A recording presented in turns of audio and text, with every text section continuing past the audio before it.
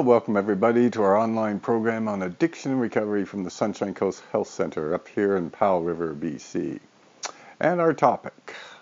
There's one thing about addiction that continues to baffle us, and that is, why do some people get so attracted to a drug and others don't?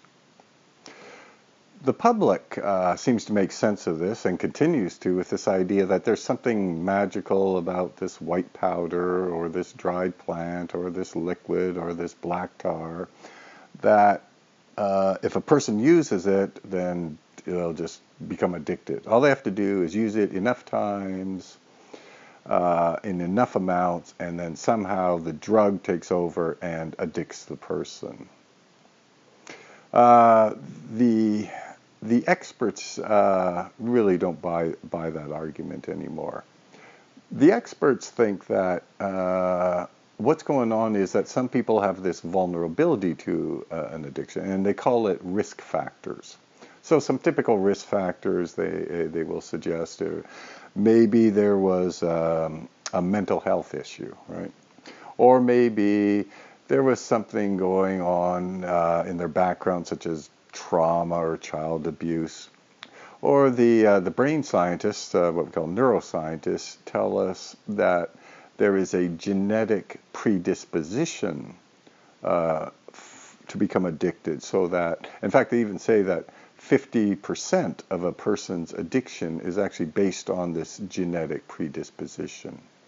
And these are all interesting answers, but they really don't tell us why this individual or that individual becomes addicted. And we all know, even the neuroscientists agree, that there's some people with the genetic predisposition who are not addicted. So, how do you make sense of that? There's lots of people who had great upbringings, and they succumb to the addiction. So really, how do we make sense of all this? So many unanswered questions here. So one of the things we're going to propose in this series of online programs is that maybe the essential piece is all about meaning. What is the meaning that an individual gives to the feeling they get from being intoxicated on this drug or that drug? I mean, one of the more interesting things right now with all the media attention on fentanyl are these different ways people have of making sense of what fentanyl is as a drug. So, for example, communities, police officers, the mental health care profession, physicians, they're all saying basically, look, we have to educate the drug-using population because fentanyl is so dangerous. 80 times more powerful than morphine, so things like that. And we have to really make them aware that they're really putting their lives at risk, and it's a very dangerous drug to use.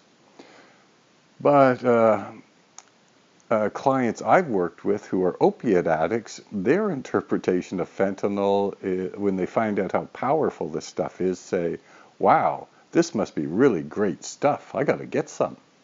A very different way of making sense, even of a drug. At any rate, it's that idea that we'll pursue in this series of programs. And the first thing to understand, to find some scientific evidence to support this, is that there is a very interesting phenomenon in drug use, and that is, it turns out we have to learn how to be intoxicated, as weird as that sounds. For example, in experiments, we've given a substance to a person who's not an addict, never done drugs or anything, and then just ask them what they are experiencing. So a typical example, we'll give them heroin. So they don't know that, of course. We just tell them to give them a substance. And one of my favorite comments from the research was when they asked this person taking heroin what they felt, the person said, well, I feel a slight flushing of the face. And that was it. No euphoria, none of the things that we typically associate with heroin use. And conversely, there's another set of experiments we do with people who really are not very experienced taking drugs, young people mainly.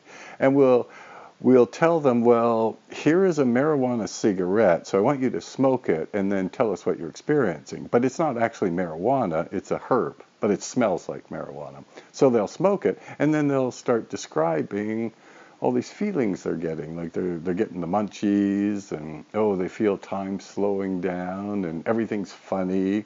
And we do the same thing with LSD. We tell them we're giving them LSD, but in actual fact, we just give them a vitamin.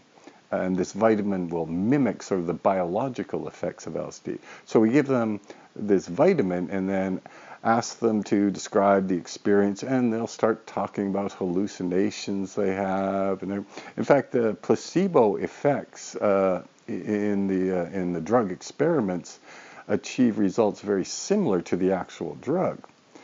So this is kind of interesting, right? And then you can even ask, well, if someone is not really taking LSD, they're just taking a vitamin, and then they're having all these hallucinations, well, where'd they even get the idea that that's the way they're supposed to feel, right? Well, they probably watched it in a movie or read it in a book or their friends talked about it.